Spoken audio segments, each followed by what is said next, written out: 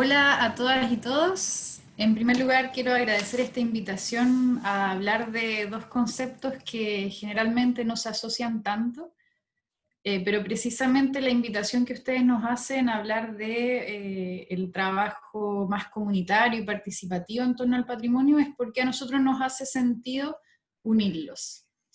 Eso es lo que quiero conversar hoy día con ustedes. Me presento primero, mi nombre es Florencia Hepp, soy la actual directora regional de la Fundación para la Superación de la Pobreza en Valparaíso. Y hoy día les quiero contar un poco el contexto de qué es la Fundación, de dónde viene, nuestro enfoque de pobreza también, cómo la trabajamos en los distintos territorios.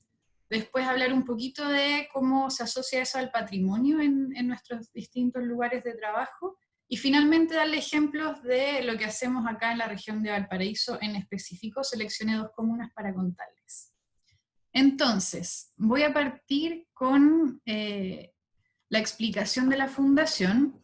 Nosotros somos una institución privada, una institución civil de interés público que tiene financiamiento estatal, y nosotros trabajamos en pos de la superación de la pobreza desde un enfoque promocional, pluralista e independiente. Ese enfoque promocional para nosotros es clave y es lo que les voy a contar más adelante. El inicio de nuestra fundación es desde el 94, a mí me parece súper interesante porque fue un llamado desde la presidencia de esa época a distintos actores de la sociedad civil buscando diversidad ahí, para que pensaran en conjunto estrategias nacionales de superación de la pobreza. Ese mismo grupo decidió el año 95 que era necesario tener una fundación de derecho privado, es decir, independiente de los programas del gobierno, para desarrollar programas de intervención social y tener una visión distintiva, y esta diversidad en la composición del directorio se ha mantenido hasta ahora. Entonces, la misión de nuestra fundación es contribuir a la superación de la pobreza promoviendo mayores grados de equidad e integración social, asegurando el desarrollo local inclusivo y sustentable. Ese es otro concepto clave para nosotros que les voy a contar más adelante de qué se trata. Entonces, ¿cuál es nuestra concepción de la pobreza? Yo creo que la Fundación, uno de los aportes interesantes que ha hecho al diálogo nacional e incluso a la elaboración de políticas públicas tiene que ver con complejizar un poco el concepto que se tenía de pobreza, que estaba históricamente más relacionada a un tema de ingresos. La pobreza tenía que ver con el no tener, con las carencias, con cosas materiales, y desde la Fundación se ha trabajado siempre con una mirada más amplia. Y así, por ejemplo, nosotros concebimos la pobreza como multidimensional en sus manifestaciones, no solamente esa pobreza que es mediática o que se mostraba antes en los medios de comunicación como carente, como bien gráfica, sino que tiene distintas manifestaciones de las distintas necesidades humanas que se ven insatisfechas. También es multifactorial en sus causas, por la misma razón, no es solamente una cosa de no tener dinero o no tener un hogar, sino que hay distintas causas, como por ejemplo relacionadas a las capacidades de desarrollar potencialidades, de trabajo, de vínculos, de seguridad, etc. Por otra parte, es multiarquetípica en sus expresiones socioculturales, no hay manifestaciones únicas, sino que hay una diversidad de las identidades que se ven afectadas y de cómo éstas se expresan socioculturalmente. Y lo más importante, a mi parecer, es que existe una realidad dual. En los contextos de pobreza no solamente encontramos carencias, riesgos, faltas de, sino que esto también se acompaña de muchos recursos, de potencialidades, de capacidades en los territorios que coexisten con la vulnerabilidad y la exclusión. Y es por eso que las soluciones necesariamente deben ser integrales. No solamente apuntar al tener, sino una integralidad de lo que está siendo afectado por la vulnerabilidad. Yo voy a ir mezclando con datos de la región de Valparaíso, porque me parece interesante compartirles esto también. En nuestra región, y estos datos, ojo, porque son antes de contexto pandemia que ha movido un poco estos números, lo cual es súper importante analizar también.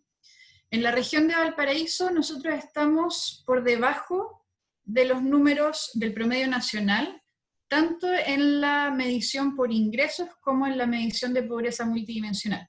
En Chile actualmente tenemos un promedio de pobreza por ingresos de un 8,6. Acá, insisto, con el contexto pandemia esto también se va a alterar. Históricamente hemos ido bajando, en los años 90 teníamos aproximadamente un 44%, si no me equivoco, y esto ha ido reduciéndose sistemáticamente hasta hoy, que estamos en un 8,6, pero aún así Valparaíso está por debajo y tenemos un 7,1%.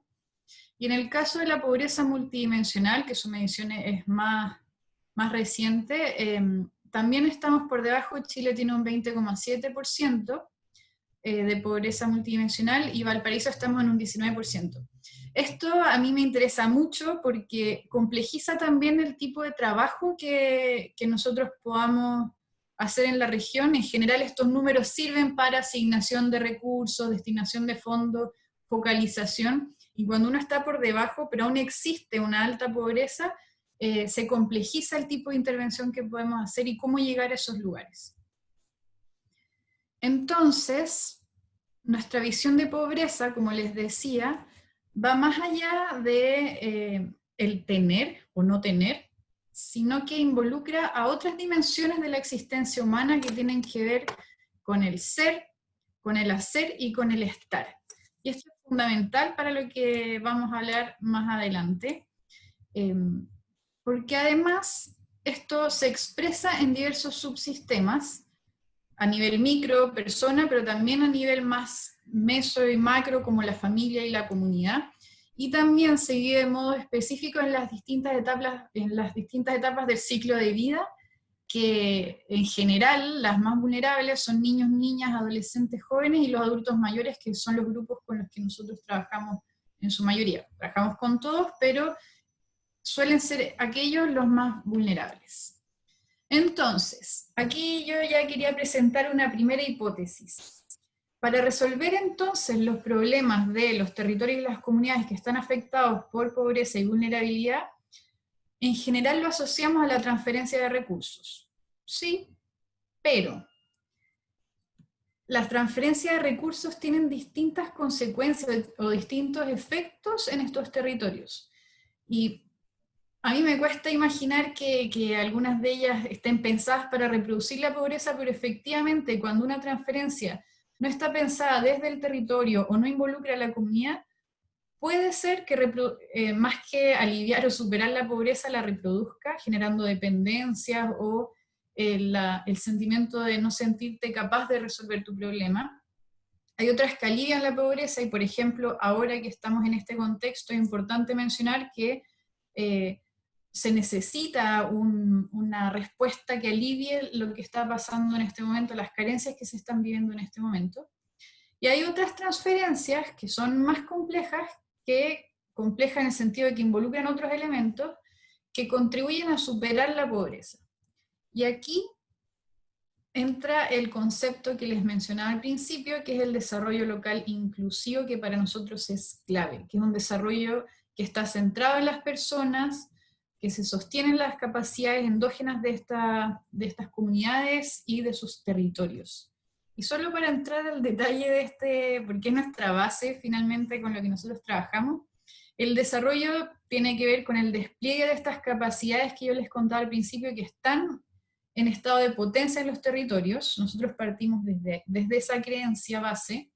Es local porque el desarrollo tiene que estar basado en un territorio que tiene características específicas a las comunidades que lo habitan, y es inclusivo, y esto es clave también porque el desarrollo tiene que incorporar en su proceso a los distintos grupos que han estado históricamente excluidos, marginados, discriminados, etc.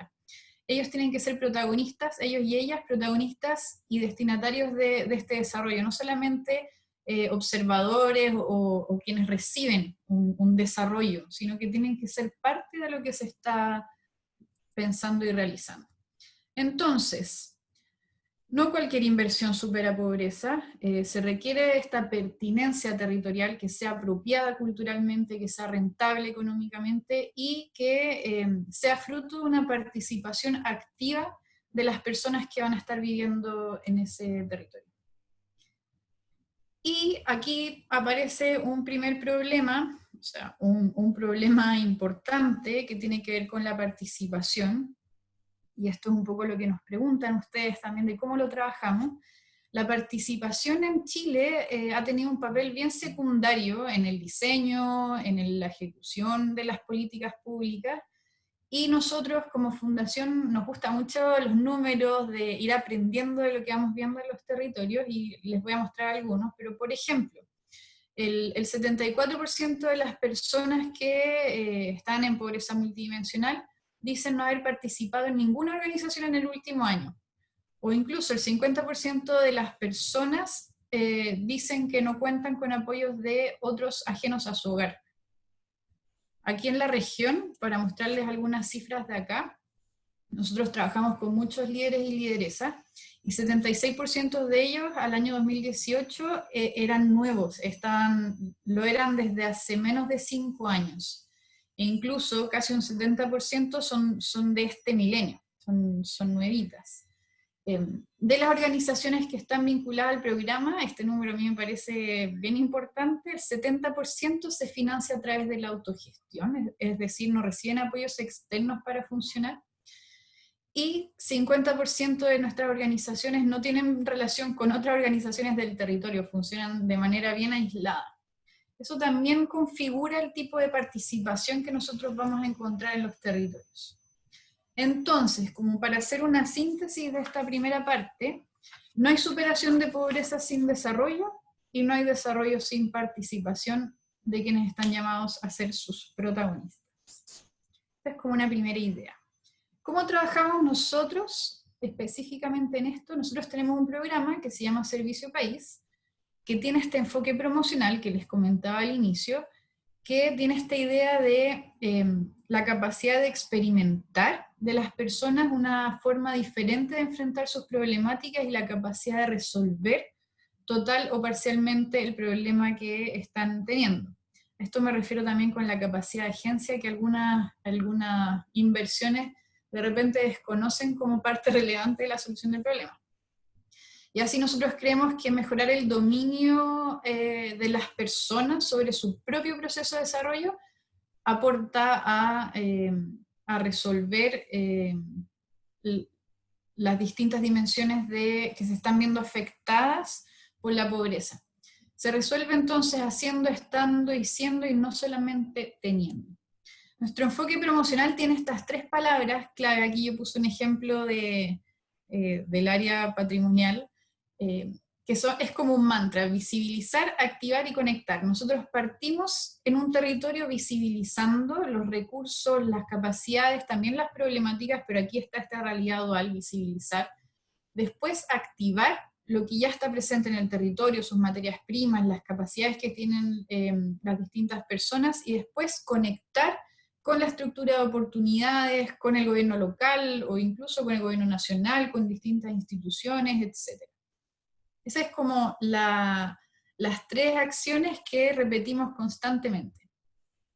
¿Y cómo lo hacemos? Lo hacemos a través de los Servicio País, que quizás algunas conocen. Servicio País Jóvenes, que tiene 4 dispositivos. Uno son los profesionales, que se van a vivir y trabajar por 1 año en los territorios más aislados y vulnerables de Chile. Nosotros estamos desde el 95 con Servicio País en los territorios en las 16 regiones. Bueno, se abre una región y estamos ahí.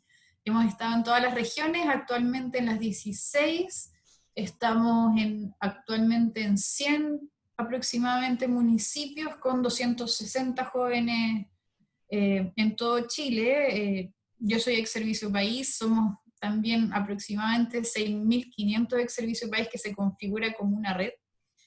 Pero además de ellos, tenemos a los practicantes. Bueno, aquí en Valparaíso tenemos 15 profesionales, ya les voy a contar. Practicantes también tenemos todas las regiones, intentando acercar a los jóvenes desde los inicios de sus carreras hasta el final a estos territorios más aislados, y que puedan aprender desde ahí, que es muy interesante. En Valparaíso tenemos aprox 12 practicantes al año. Tesistas, que ahora en este momento estamos también en nuestra campaña de Tesis País, que se preocupa de acercar la academia a los territorios más vulnerables y aislados, para investigar de distintas problemáticas que están ocurriendo allá.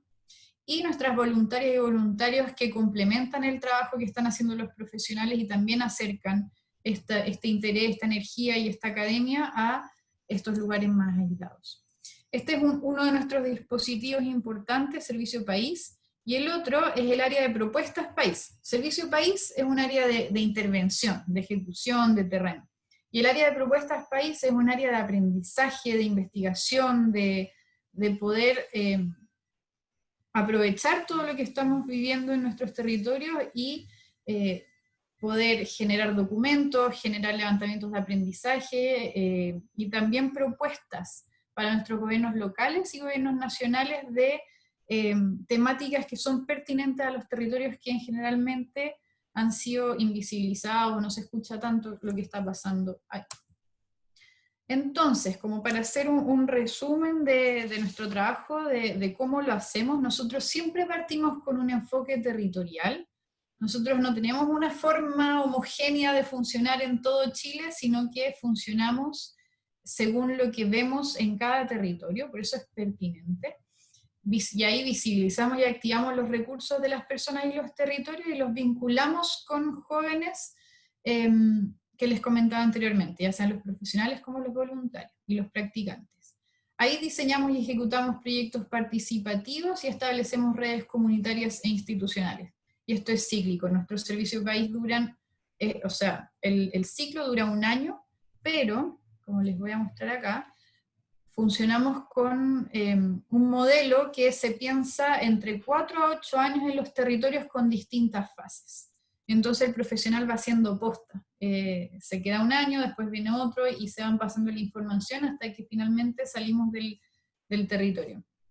Y son 4 fases, y con esto ya voy cerrando la presentación de nuestro modelo. Son 4 fases que parten con una llegada de generación de vínculos, de confianza, de poder conocer a la comunidad, que nos conozcan a nosotros y partir. Es una primera fase de mucho diagnóstico. Después viene una segunda fase que tiene que ver con el escalamiento asociativo, que una vez que ya tenemos visibilizadas a las personas, los recursos, las capacidades, es un buen momento para asociarse en torno a algunas problemáticas sentidas por ellos mismos, y empieza a fortalecer entonces la asociatividad. Esto es un resumen del modelo bien simple. Una tercera fase tiene que ver con el escalamiento estratégico, es cuando estas comunidades entonces, o estas organizaciones pueden asociarse entre ellas en torno a problemas que las aquejan en común, y aquí ya son capaces de proponer, de conectarse con algunas otras instituciones que los puedan ayudar. Y ahí, por ejemplo, está el tema del agua, que aquí en la región es súper importante, y se empieza a elaborar algo más complejo en torno a esa resolución del problema. Y una cuarta fase es cuando ya este grupo de personas puede proponer, puede desarrollar una propuesta estratégica de solución a sus problemáticas, y aquí ya está el desarrollo local inclusivo desplegado en un territorio que ya está cohesionado socialmente y tiene autonomía. Nosotros intentamos no generar esa dependencia, sino que las personas se sientan capaces de poder resolver sus propias problemáticas. Ese es como un resumen genérico de lo que nosotros hacemos en Servicio País. Pero aquí nos han pedido que hablemos específicamente de patrimonio, y más que definir cómo es el patrimonio para nosotros, porque eso ustedes lo saben mejor, sí solamente hacer el alcance de que nosotros trabajamos el patrimonio de manera transversal. Como bien ponen ustedes en su página, el patrimonio es mucho más que los edificios antiguos, los museos, los monumentos, sino que tiene que ver con los distintos bienes o las valoraciones que se hacen tanto naturales como culturales, y esas se manifiestan de distintas formas en los territorios. Nosotros antiguamente teníamos separados los distintos ámbitos de intervención, y ahí teníamos un ámbito de cultura, de trabajo, de salud, de educación. Hoy nosotros lo hemos transversalizado, y les quería mostrar eso como forma de trabajo en torno al patrimonio. Nosotros hoy hablamos de territorios bioculturales, que es una forma de hablar de áreas geográficas que, por la forma en que la habitan, en que se habitan estos territorios y cómo interactúan con su medio ambiente, con la ecología, con lo natural, se genera una cultura y una identidad distintiva. Entonces, aquí ya estamos hablando de patrimonio biocultural, que se asocia a modos de vida o vocaciones productivas que son distintivas, identitarias, y que tienen una relación bien cercana con el paisaje natural del cual forman parte. Esto está todo relacionado, el dónde yo habito con cómo lo habito. Y entonces estos territorios bioculturales cuentan con algunas problemáticas propias, características compartidas que tienen que ver con los marcos normativos que las regulan. Y aquí, por ejemplo, nosotros en Valparaíso tenemos un territorio biocultural secano, que es compartido con otras regiones y que se comparten algunos marcos normativos en torno al agua, al uso del suelo, etc. También se comparten amenazas del modelo económico, por ejemplo, la deforestación de muchos espacios o el uso del agua también, y se comparte la forma en que se está presentando el cambio climático, y eso es súper importante para una región como la nuestra, que está tan afectada por los desastres socioambientales. De hecho, de la totalidad de desastres socioambientales que ocurren en Chile, más del 50% ocurren en Valparaíso, y eso es un dato que a mí me parece increíble y que nos hace enfocar nuestra mirada en eso, en qué está pasando y cómo acompañamos a las comunidades para prepararse y para responder también a estos escenarios. Entonces, como resumen de esta idea de los territorios bioculturales, es que parte del desarrollo local e inclusivo de las comunidades que habitan estos territorios pasa por la visibilización y la protección de su patrimonio biocultural, con la interacción positiva entre sus distintos grupos humanos. Y aquí ya se unen todos los conceptos que les había estado presentando anteriormente. Aquí solo para mostrarles un poco a nivel nacional cuáles son estos territorios bioculturales, que para nosotros es una propuesta que estamos trabajando como modelo. Tenemos el territorio biocultural andino, el secano, el agrario, el Gualmapu, Patagonia Interior, litoral insular, y el urbano. Acá en la región de Valparaíso nosotros trabajamos el urbano, el agrario y el secano. Lamentablemente hoy no estamos en el litoral insular, pero lo hemos estado anteriormente. Entonces, les quería contar de las comunas que nosotros estamos trabajando en Valparaíso. Son 6, pero históricamente en todos estos años hemos trabajado en más de 25, si no me equivoco. Esto va dependiendo de las focalizaciones que hagamos, también de los vínculos con los municipios. Hemos tratado de estar en todos los lugares, pero también con la factibilidad que eso requiere. Y hoy estamos en estas 6. En San Antonio, La Ligua, Yayay, Petorca, Cabildo y Santa María, con 15 profesionales, que a pesar de que nuestro ciclo es de marzo a febrero, y en marzo empezó toda la pandemia fuerte en Chile, ya pudieron llegar a sus territorios y están trabajando con todos los resguardos que se requieren. Yo de estas 6 comunas seleccioné 2 para contarles a ustedes de lo que hacemos, pero en todas trabajamos temas patrimoniales, solo que quise graficarlo en 2 más específicamente. La primera es La Ligua, que es una comuna en la que estamos volviendo. Habíamos estado años anteriores trabajando algunas temáticas, pero nos fuimos y volvimos este 2020, volvimos focalizados a Vallehermoso. Y aquí es interesante porque llegamos también de la mano de la Seremía de Cultura, que nos acompaña en el trabajo, y que es muy, muy interesante el trabajo que podemos hacer con ellos. Desde la necesidad detectada localmente de poder trabajar en este lugar que había estado perdiendo su identidad productiva y su identidad territorial producto de la escasez hídrica. Es decir, por la falta de agua, las personas que vivían tanto de la agricultura como de los tejidos se habían tenido que dedicar a otras cosas, se había industrializado también el tejido en Vallehermoso, y la gente empieza a migrar en busca de otras soluciones de vida. Nosotros estamos llegando a este territorio, todavía no generamos el diagnóstico, pero nos parece súper interesante poder entrar ahí, ver la problemática. Estuvimos mirando, estamos investigando, están nuestros profesionales viviendo en Vallehermoso. La tradición de los dulces de la Ligua está reconocida en el SIGPA, en el Sistema de Información para la Gestión Patrimonial.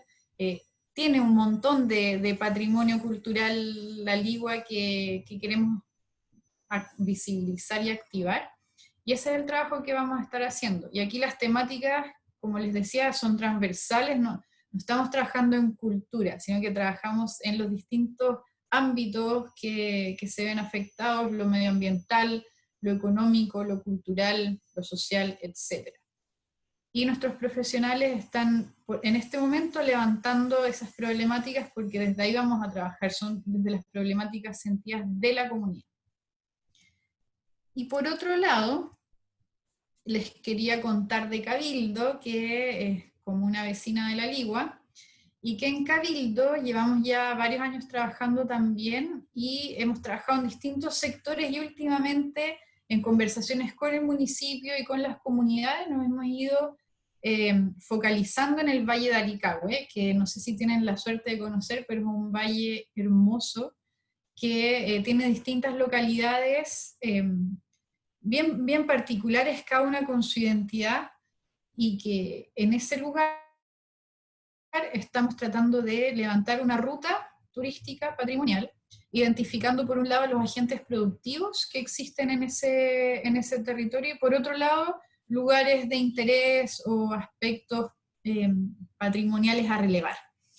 Y aquí surgen varias cosas, surgen tradiciones, formas de hacer, surgen productores de distintas cosas, de miel, de quesos, de lanas.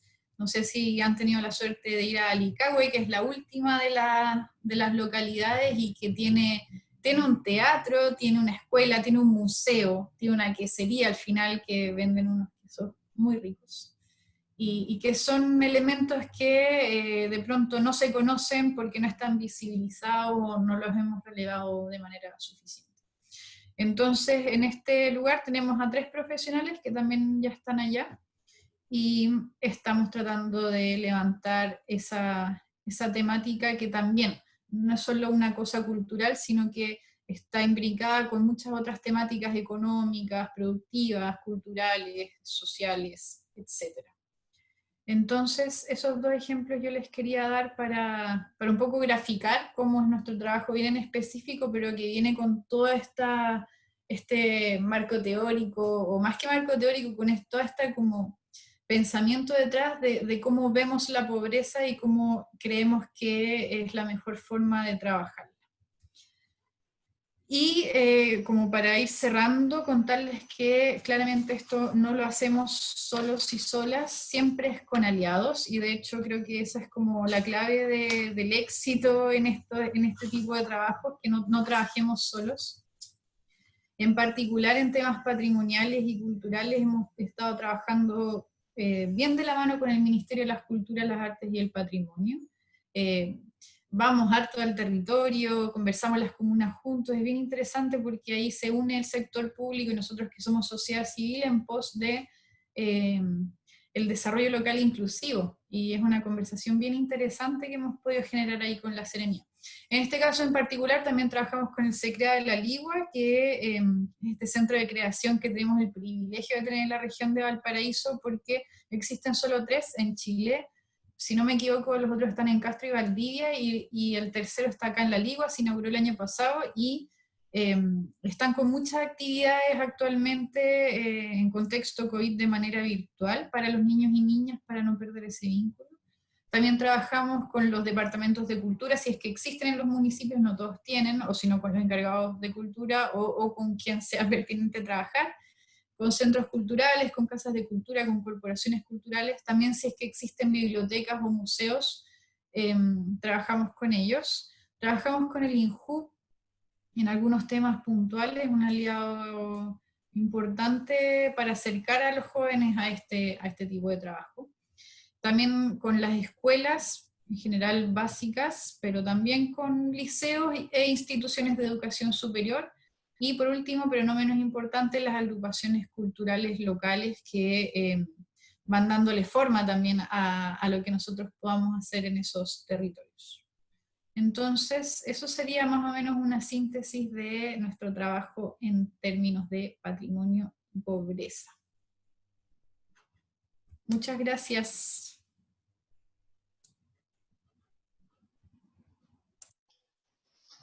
Súper,